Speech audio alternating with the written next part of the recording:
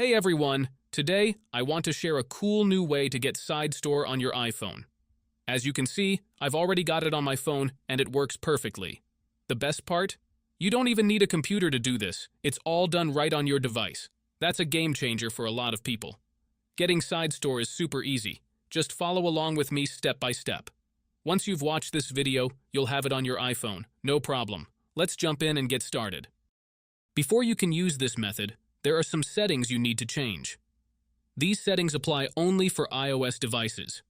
If you are on an Android device, you can skip this part and move on to the next step. Head into your settings, tap on General, and make sure that background app refresh is turned on, either for Wi-Fi or for both Wi-Fi and mobile data. This ensures the app can run smoothly in the background. Next, swing by your battery settings and switch off low power mode. This feature can slow down your device, which we definitely don't want happening.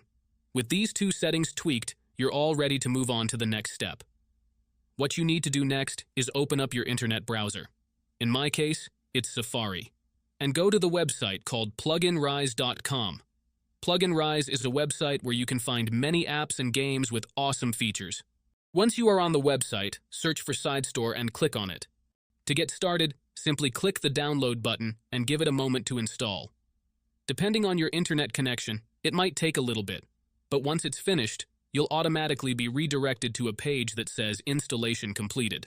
At that point, the app will pop up on your home screen and you're good to go. Now, if it's your first time using the site, there are a couple of extra steps to complete, but don't worry, it's super simple. You'll be directed to a website with a video tutorial that walks you through everything step by step. All you need to do is install a couple of apps from the App Store or Play Store, depending on your device. These apps are completely safe and secure, so there's nothing to stress about. Just follow the instructions and you'll have no trouble at all. So, that's it, guys. If you enjoyed this video, make sure to leave a comment, like, and subscribe. Thanks for watching and see you next time.